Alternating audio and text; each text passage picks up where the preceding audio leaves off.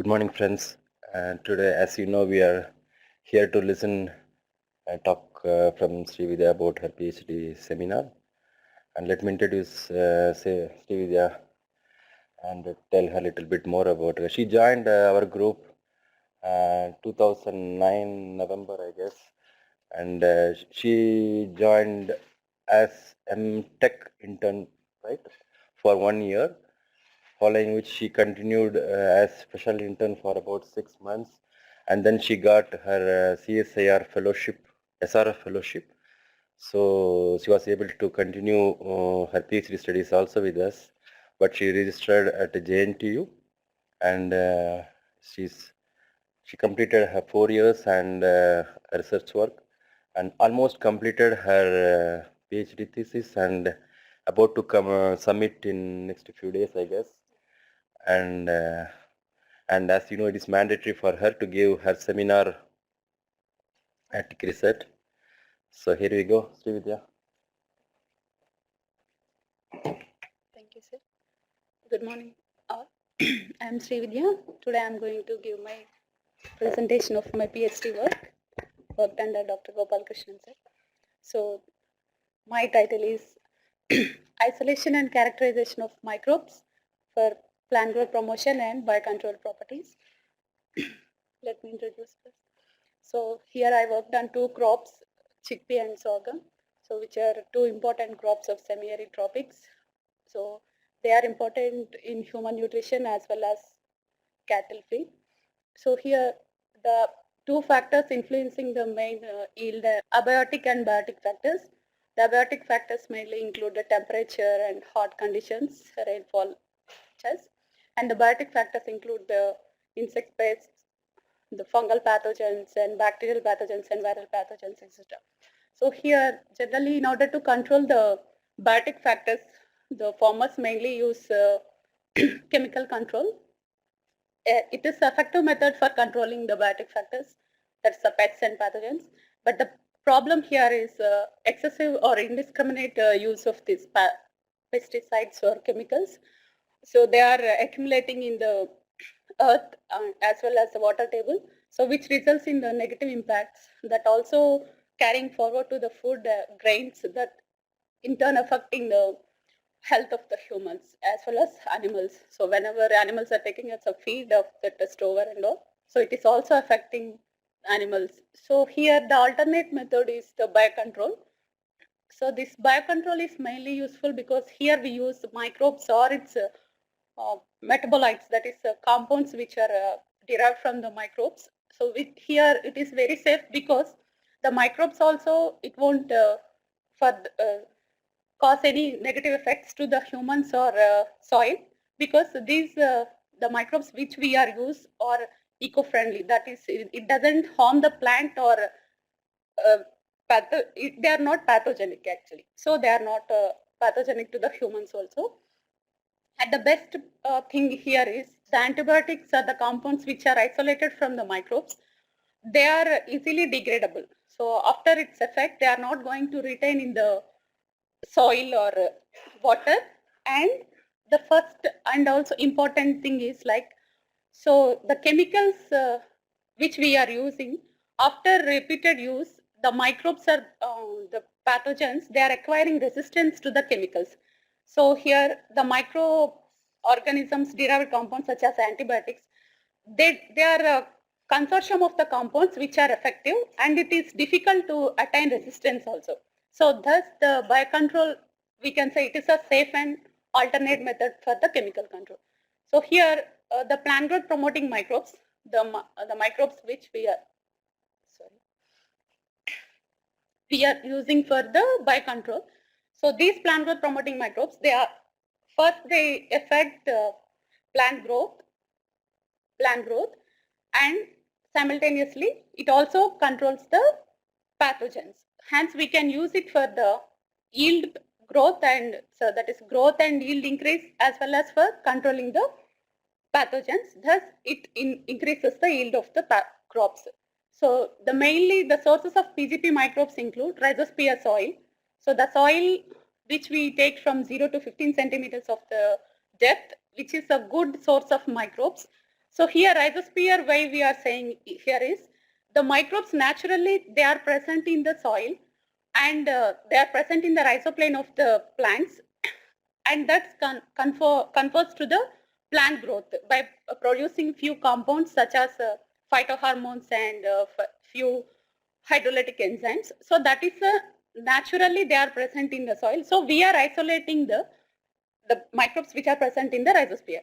Similarly, the compost, as we know, composting is a process in which the plant material, the complex plant materials are degraded into simpler forms in order to available form for the plant to grow. So these composting involves some microbes which are very potential, which have potential to suppress the plant pathogens. These microbes include several actinomycetes, that means the microbes include actinomycetes based bacteria, and also which are thermophilic, mesophilic, they are wide range. So we mainly uh, isolate from the compost because of their important features.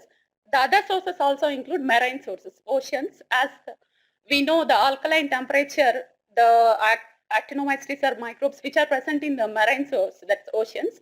They can confer more. That means they can tolerate harsh temperatures like high salinity and other conditions, as well as the compounds which are processing these plant growth promoting factors, we can also use that as a plant growth promoting microbes. So here in my study, I used rhizosphere soil and compost for the isolation of microbes. Okay. So the first step in this one is isolation. So I collected chickpea, rhizosphere soil and vermicompost. So the vermicompost mainly prepared from the herbal, that means Annona, Gliricida, Parthenium, 5 herbal vermicompost. That is, foliages of these plants were degraded and by the help of earthworms. So we collected the compost and rhizosphere soil. So isolated microbes by using serial dilution and spread plate technique. So these microbes which are having potential, that means in a plate which are able to inhibit the surrounding colonies also. So that means depending upon their pigment formation and their ability to inhibit the surrounding pathogens, we isolated a total of 89 actinomycetes, 74 bacteria and 48 fungi for my study. So the isolated microbes, first I screened against the fungal pathogens of chickpea and sorghum, important fungal pathogens of chickpea and sorghum by dual culture assay, in which I use the antagonist and my pathogen in order to combat. That means if it is able to inhibit the pathogen in dual culture assay, so it is easy to screen for the further studies. So the next step in screening is metabolite production assay. After screening, so from the 89 initial selected microbes, I selected 18 actinomycetes, 20 bacteria and 15 fungi, depending upon their ability to inhibit the pathogens in dual culture assay. Again, here this metabolite production assay, I grown these actinomycetes and the selected microbes in a culture broth. So after that centrifugation and solvent extraction was done, in which 2 parts organic and aqueous fractions I collected. So again tested for their bioassay. So from this I selected finally 4 actinomycetes, 4 bacteria and 1 fungi. That means the metabolites also produced by the microbes. So that is the main criteria we selected for the microbes for further studies.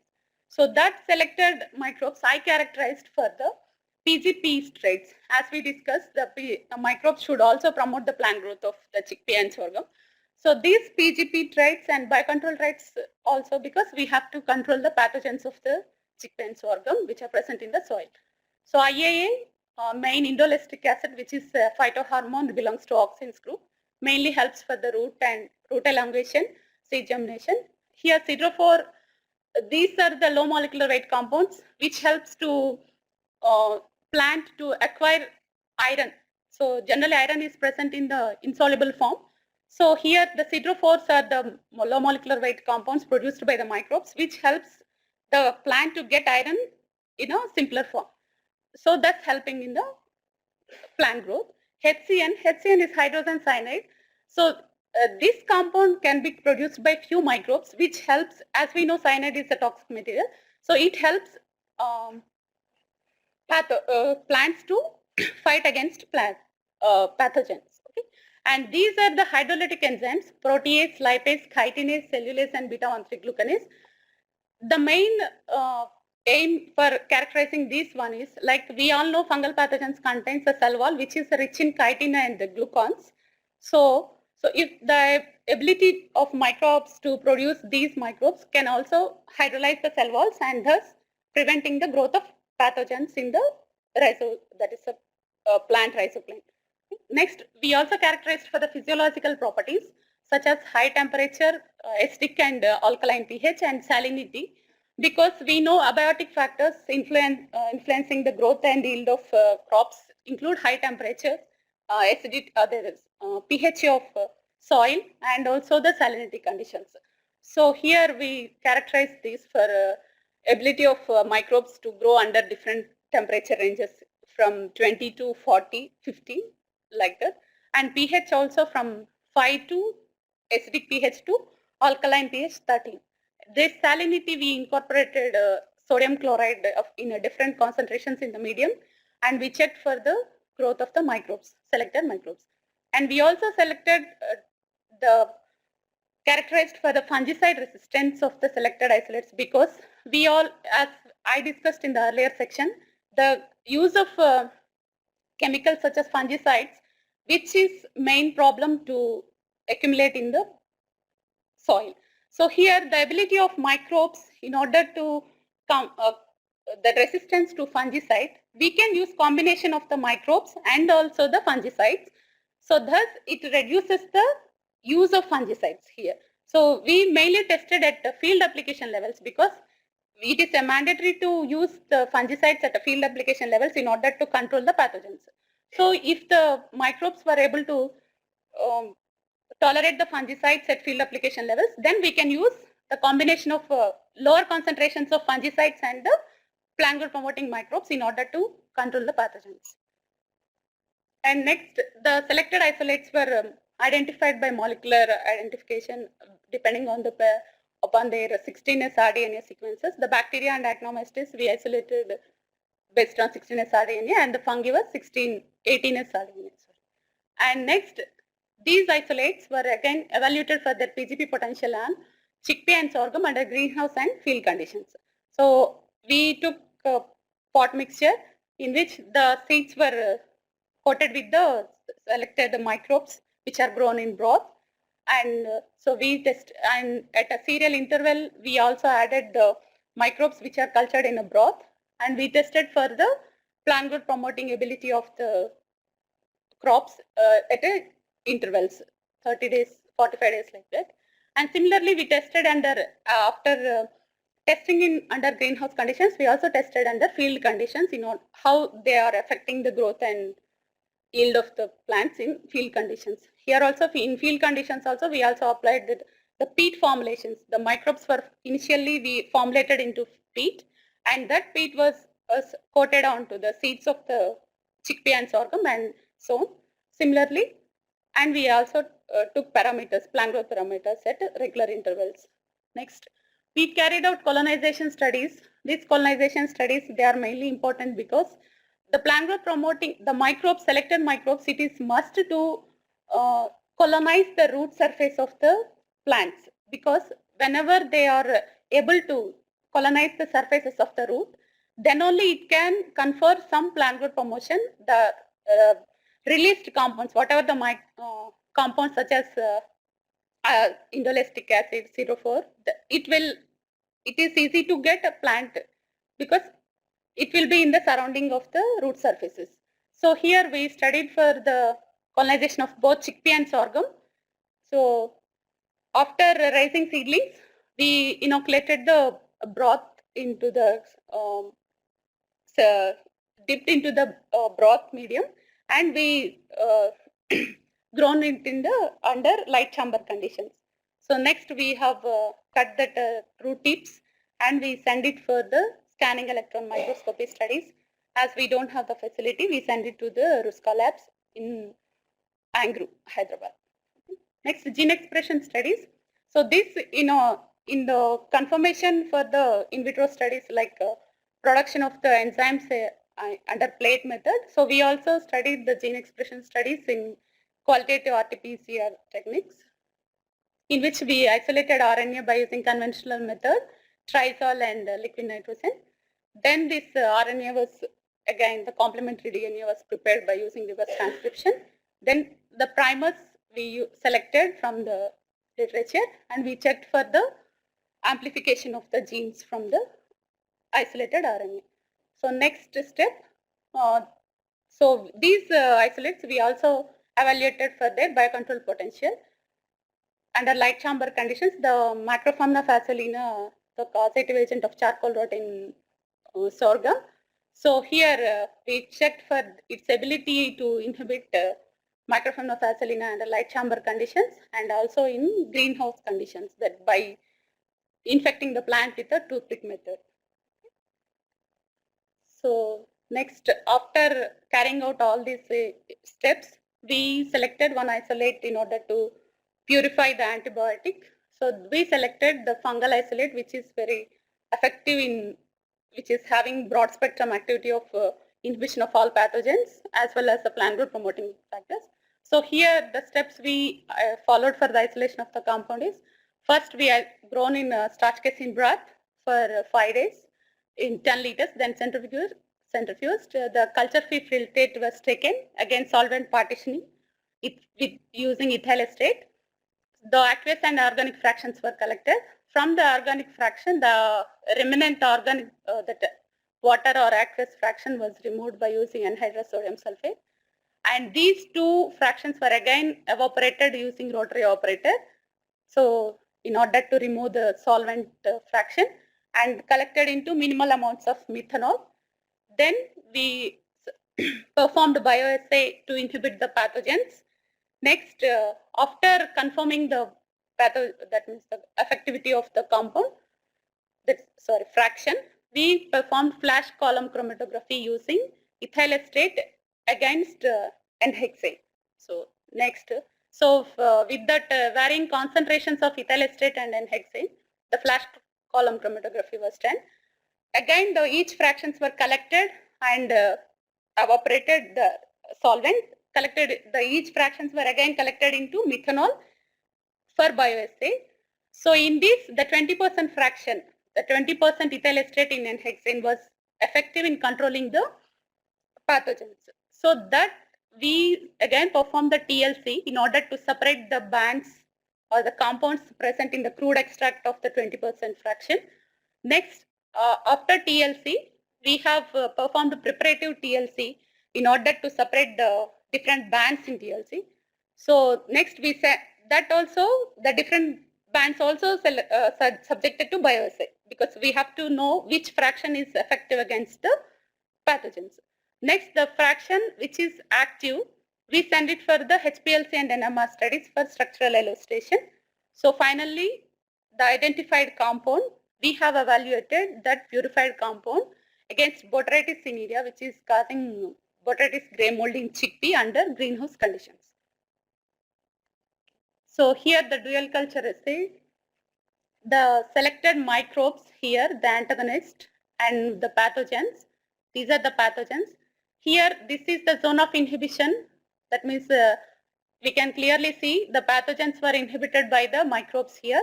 This is Sclerotium rolsi, which is causing collar rot, and similarly Rhizoctonia, and this is Fusarium.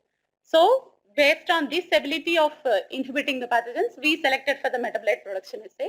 Here, this is a control plate which is having nothing, that is 0.5% of methanol. This is the organic fraction which we collected into methanol, and this is the aqueous fraction. Everywhere the organic fraction is able to inhibit the pathogen. So we selected the organic fraction for further studies, purification of the compound. Next. So these are the 9 isolates we selected. Actinomycetes.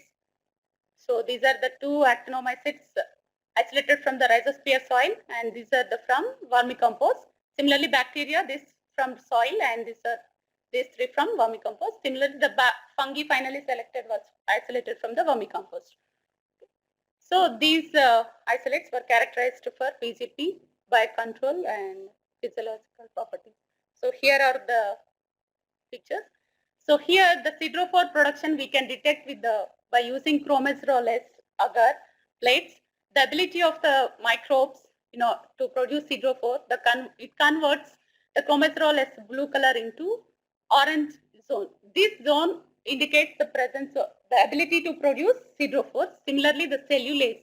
So we use Congo red agar for this one, and here the HCN production. How here the precursor used was a glycine amino acid. So if they and this yellow color is the picric acid.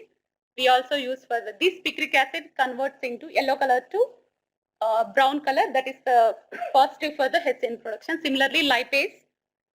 The TRIN80 is cleaved by this is a halosome, and chitinase. Similarly, the IA indolestic acid, it is control. So in which we use amino acid tryptophan as a precursor. So tryptophan is the precursor for the production of indolestic acid. So whenever it produces, it reacts with the reagent present, and Salkowski's reagent especially we are using for the production. And this is the beta glucanase. This is, we can see there is no color change in the control. So laminarin is the precursor we use for the production for testing. Whenever we use dinitrosalicylic acid, it converts into pink color. Similarly, protease. So these are the phylogenetic relationship of actinomycetes. So all the 4 actinomycetes were matching with the Streptomyces species. Similarly, bacteria, all 4 bacteria belongs to Bacillus species. And the fungal isolate, we confirm the strain also, Penicillium citrina, 100% natural. So we also submitted the sequences of 16S and 18S RNA sequences to the NCBA and GenBank accession numbers. These are the accession numbers of our isolates. So this is the PGP effect of the isolates, especially these are the actinomycetes, and so we can clearly, this is the control, differentiate how it is influencing the growth of root and shoot. So this we also tested under greenhouse conditions. So we observed good change and growth parameters in greenhouse conditions. So we tested under field conditions. In field conditions at 30 days, so we have good number of nodule numbers, which is mainly important for the atmospheric nitrogen fixation. As we know, chickpea is a leguminous crop. So when compared with the control, the number of nodules were high in all the isolates. Similarly, under 60 days also, there is a considerable increase in all the parameters of chickpea, and also at harvest. So this total grain yield and store yield, they are important. That means here VBI 19 and VBI 23, these 2 bacterial isolates, which are because grain yield is the one which we look for here in chickpea. So the soil mineral properties like total nitrogen, available phosphorus, organic carbon, they also increase the soil mineral properties at flowering and harvesting stage when compared with the control. So it is important to increase the soil mineral properties in order to get availability of plant to get all the minerals for its growth. Similarly, the biological properties. So here when compared with the control, which is the control plots which doesn't have any do not have any inoculations. Here it increased the dehydrogenase activity. Here we test with the triphenylformine. So whenever the microbes were, it indicates that the microbes were proliferated in the rhizosphere and also confers for the plant growth. That means if the microbes were good enough, then only we can observe the changes, and microbial carbon also. So whenever the microbes were more, then only we can get microbial carbon more. And this is the colonization studies. So here it is chickpea root without any inoculation. Here we can see the hyphae, the fungal hyphae, and similarly the bacteria. So here the Bacillus species colonized on the root surface, and this is control root which doesn't have anything, and the actinomycetes. So from the studies of chickpea, we concluded that out of 9 isolates, these 3 isolates which are showing good broad spectrum activity influencing more than 5 parameters in the chickpea. So we again tested for sorghum here. Okay. So when we tested under sorghum under greenhouse conditions, we observed. So when compared with the control, we have good amount of that means better results of plant growth parameters. So we also tested under this is the harvest, storil, shoot dry weight is also important because this sorghum we use for cattle feed here. So after this we tested for field conditions also, because at the time of harvest due to heavy rains we could not get any result out of my field trial, so I didn't include it here. So again the colonization studies of sorghum. So this is the bacillus which are colonized in the sorghum roots, and actinomycetes. So this is normal root, and the actinomycetes were colonized. So I have purified a compound from fungus. The compound is identified as citrulline. So citrulline is a reported mycotoxin, which is mainly we can also get it from Aspergillus species, and here it is a Penicillium citrinum. So we tested it on Botrytis cinerea under glasshouse conditions.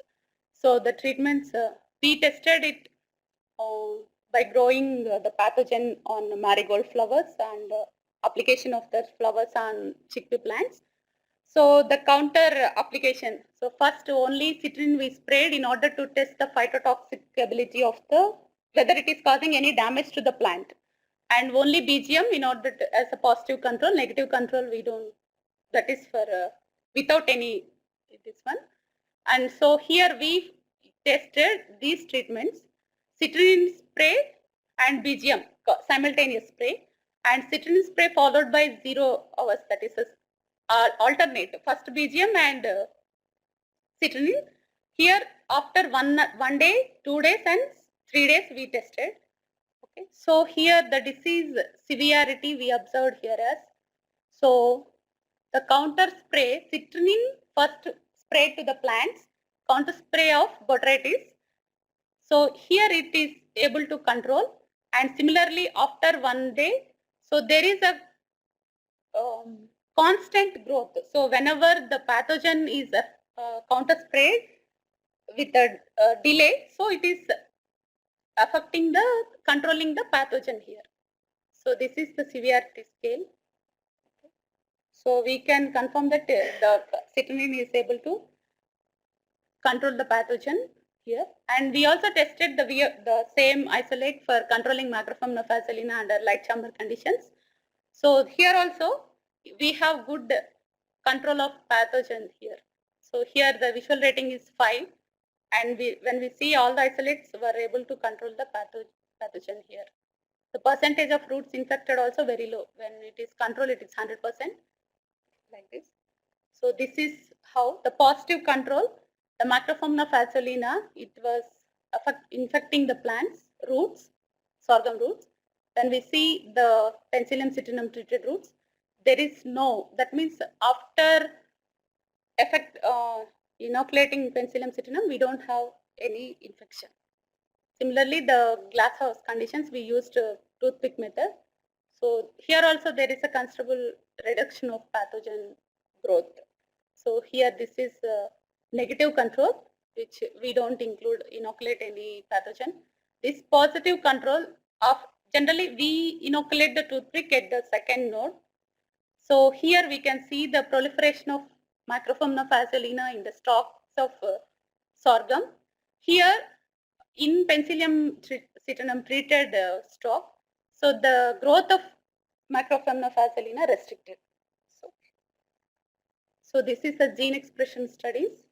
So there is a only actinomycetes we could get the primers in order to this one. We also tried for the bacteria, but we didn't get the housekeeping genes. So there is no proliferation. That one.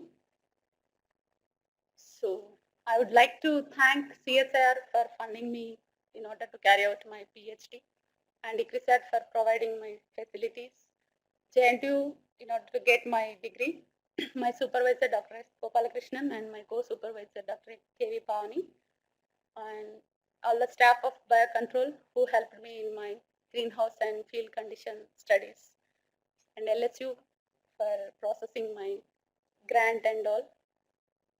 Last but not least, I would like to thank my friends and family for supporting me to complete my PhD. Thank you. Any questions?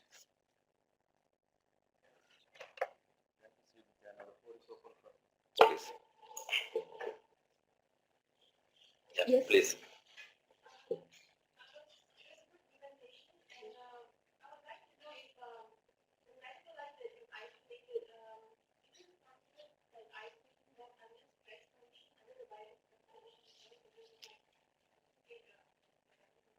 Okay. So generally, we didn't created any stress. The starch casein broth which we used, it is also a so that is a secondary source of carbon actually. It is not a direct polymer. If you take glucose, the medium containing glucose, it is a single monosaccharide which is a ready source of carbon to grow. So as it is a starch casein broth, starch is a polymer. So the organism has to divide the polymer and it has to convert into monosaccharides and grow. So the medium itself is a stressed one. So apart from that, I didn't try, but in my lab we are testing the microbes for under different stress conditions, such as I discussed, we are also testing the ability of microbes to produce antibiotic under different temperatures, pH, and also salinity.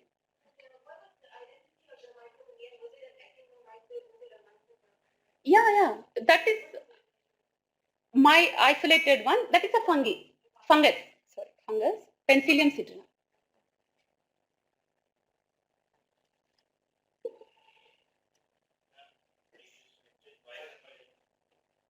You selected biocontrol agent based on dual culture method. Yes. That too with Macropomena, Fusarium and Sclerotium roles. Rhizoctonia botanica. Rhizoctonia Botanica. and Sclerotium roles. The important fungal pathogens. And you are conducting your research in glasshouse condition on Botrytis cinerea. Yes. What is the correlation with this? I also tested under against Botrytis. Then only I selected. I showed only few pics. And similarly in colonization assay, I think you didn't include penicillium fungus. No, all the selected isolates. I selected 9 isolates and I conducted colonization studies for all 9 isolates. Yeah. Actinomycetes, bacteria and fungus. So in fact, her main aim was to work on plant growth promotion. So the antagonistic capability of the fungus and actinomycetes is an additional bonus for us. So that is the reason why we could not do much greenhouse and field studies. In fact, we tried one fieldhouse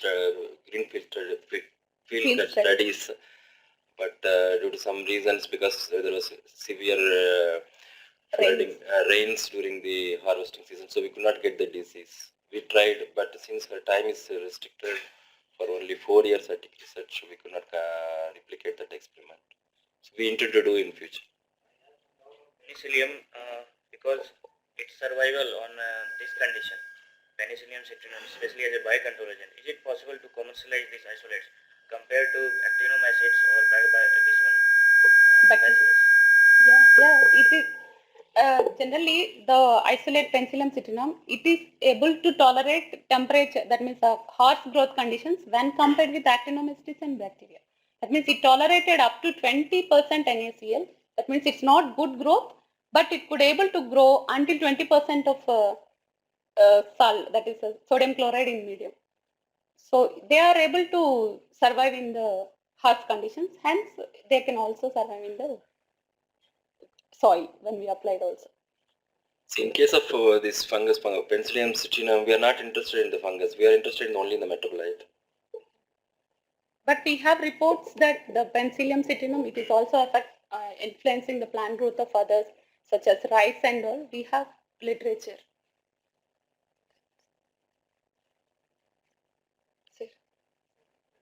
Thank you. I wanted to know, since you presented that the metabolite is controlling the wilt in chickpea, what are the commercial implications of that metabolite? Can we spray it to control? Because right now we are spending thousands of dollars on solarization to control the wilt, but still we're getting it in the field conditions. So I see a good hope in this one if the metabolite is able to control. Yes. At a lesser price, I would say, Yes. commercially viable option. Actually, the problem with the citrulline is it is reported as a mycotoxin.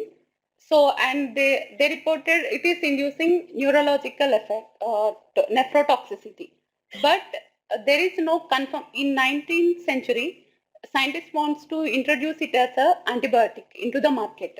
So, the European Food Safety Association, it conducted a study how it is influencing the health of humans. But they didn't, they could not make it out because studies needs to be done, and they reported only on animal models, and that too the concentration at which it is causing the nephrotoxicity is 100 milligrams per kg body weight. That is too heavy. The concentration is very high in order to create a problem with into the mice or pigs, guinea pigs. So studies needs to be done. So as they didn't receive any method, that means the proper reports on humans. So even the literature was also confined to the animal models. So we have to work again in order to release the how much ppm is necessary for controlling the pathogen. So studies needs to be carried out, sir. That is the problem with the citrulline.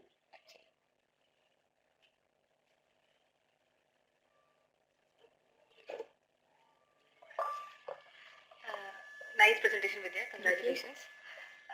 I have this doubt whenever I read papers on plant growth promotion and biocontrol. Most of the people do test assays for cellulase. Yes. But cellulose is a major component of the plant cell wall. Yeah. So when you find, are you looking for negative cellulose producing organisms as PGP or? No. No, because actually it it is for, yeah, you can complete your. Yeah, because it will have a counter effect. Suppose your organism is, it should, suppose your organism is producing cellulase. Yeah. And then you are using as a PGP, won't it affect your plant growth? So here if we take the plant cell wall and fungal cell wall, the cell wall components were same actually. So here we are not injecting into the plant. It is surface colonization only. So here whenever even the beta-1,3 glucanase or chitinase, even we know chitin is a polymer which is present in the plant cell wall. So here we are not injecting into that one. We are only surface coating, and that surface colonization on the surface only. So as if now if it has any negative effects, then we can easily check it out with the plant root promotion. Obviously it can't grow well, so I don't think it won't affect, because all the polymers which are chitin, glucans, all were components of cell wall.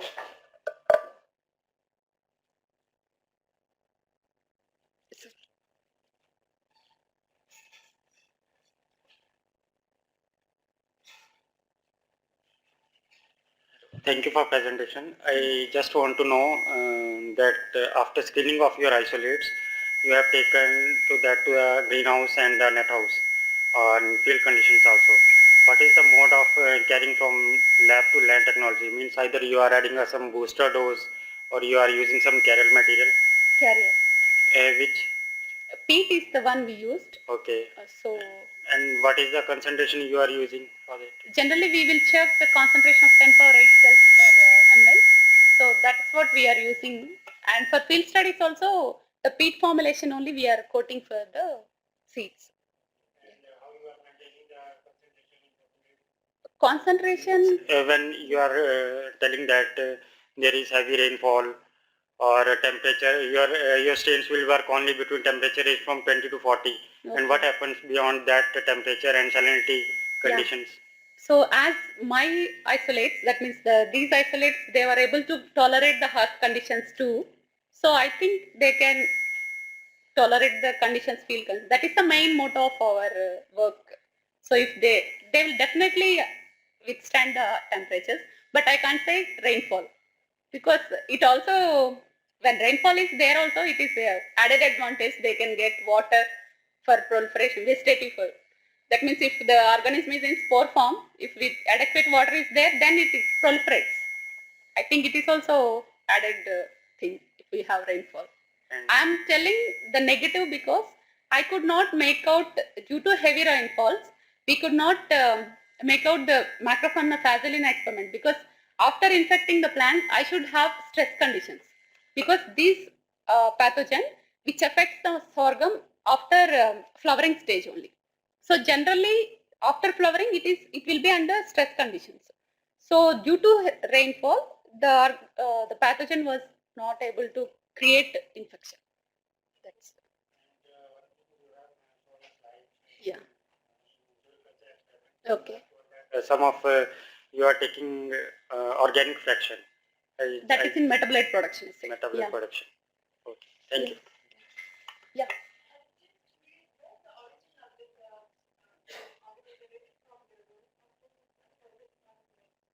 The fungus you are asking about? Yeah, that is from vermicompost, mainly from neem. That is from neem vermicompost. Penicillium citrinum was isolated from the vermicompost, neem vermicompost, but some others were also isolated From soil. chickpea rhizosphere as well. Yes. Yes. It's a nice presentation. Thank Just you. I want to know what is the physiological properties range. For example, pH. What is optimum range Yeah. your metabolite will be tolerate. Temperature and salinity. Is that you just connect some experiments to Yeah. validate your optimum temperatures? Yeah, the optimum temperature is obviously 30 degrees. That is, we carried out at He's talking laboratory. about the metabolite. Metabolite you are asking? Yeah. So that is optimum. The pH we used for starch casein broth is 8.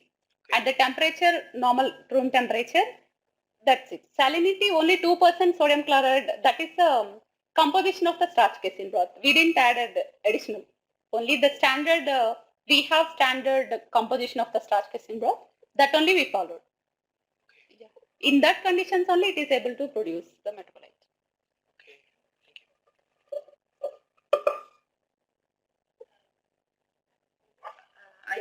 I had a doubt about this. You were mentioning about the rhizosphere properties. You also checked for the rhizosphere Yeah. properties. What are those rhizosphere properties? Is it the nitrogen?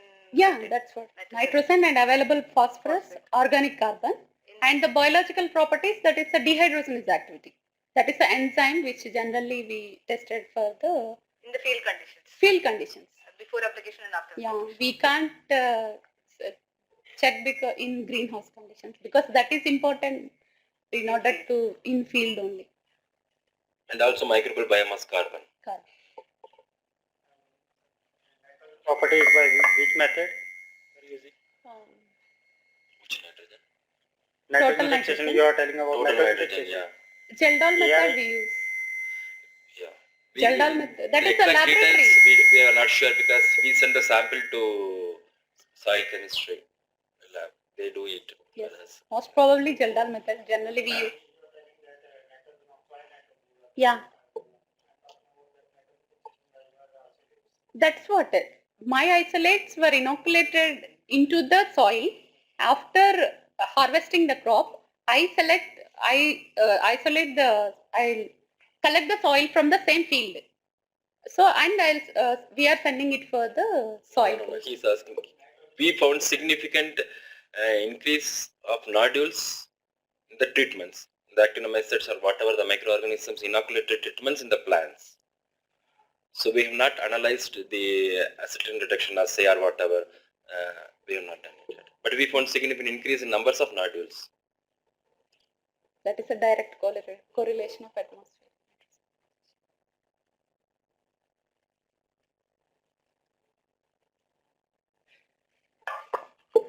But they have a doubt. Like you used marigold to Yeah. inoculate botrytis, Yes. and then you inoculated again on chickpea. So first, after medium sterilization of marigold, I added botrytis spores. potato cinerea spores. After growing, I again diluted it into water. So with a concentration of 10 power 8 spores, I sprayed on the chickpea seedlings. So, That's is it. it not possible to directly inoculate on the chickpea? Because we can, that means we can grow it in a plate because it is a natural source. Generally, for growing sclerotium also, we prefer sorghum seeds or that groundnut shells, which is a natural one in order to we can get more growth. We can also grow it under laboratory conditions by using some medium such as potato dextrose agar. But this is the standard protocol following by legumes pathology of ICRISAT. So, we there is also no particular specification that why, particularly marigold only. Is there any reason, or it has been like kind of so standardized? as I told, it is the standard protocol. Okay. Sporulation. That's Thank you.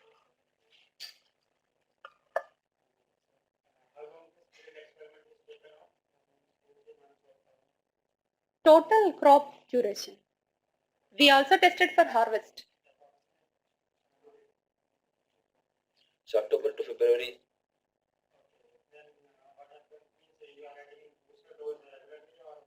Within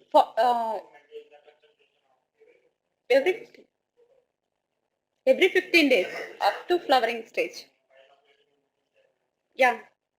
We also inoculate broth which we grow in laboratory simultaneously feed.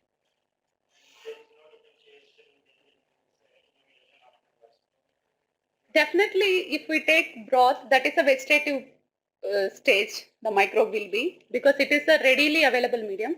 When we take peat, it is as it is a carrier, it will be under stress condition only.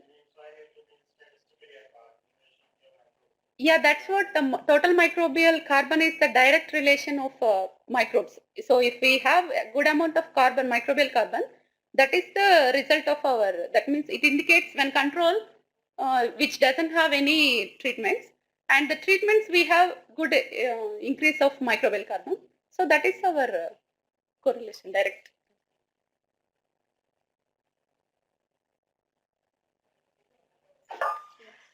You isolated citrulline. Yeah.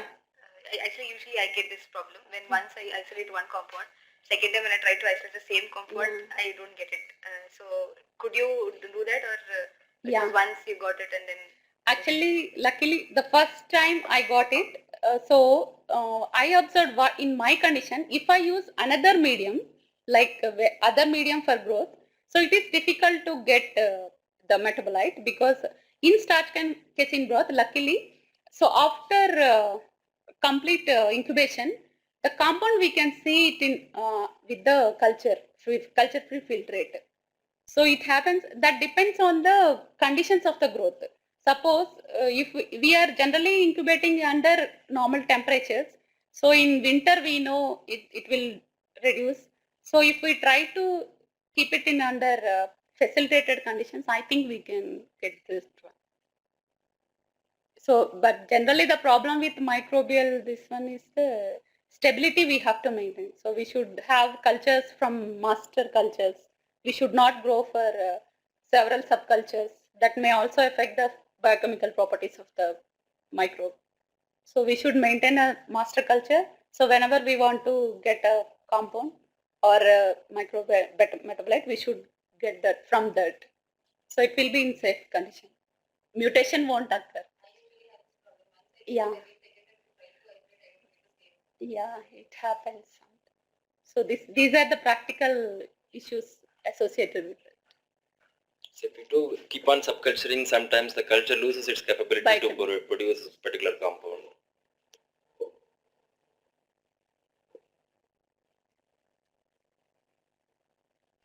Any other questions? Okay, if not, let us thank Vidya for her. Yeah, one more thing I just have to tell you, she has already published one paper in Biocontrol Science and Technology about the citrulline work, and a couple of other papers also accepted recently, one in Brazilian Journal of Microbiology and another in Organic Agriculture. Anyway, these publishing 3 papers is mandatory for her university to submit her thesis. So she has fulfilled her this requirement for her university as well. So I hope she submit her thesis soon, and all the best for her viva. Thank you so much, Vidya, and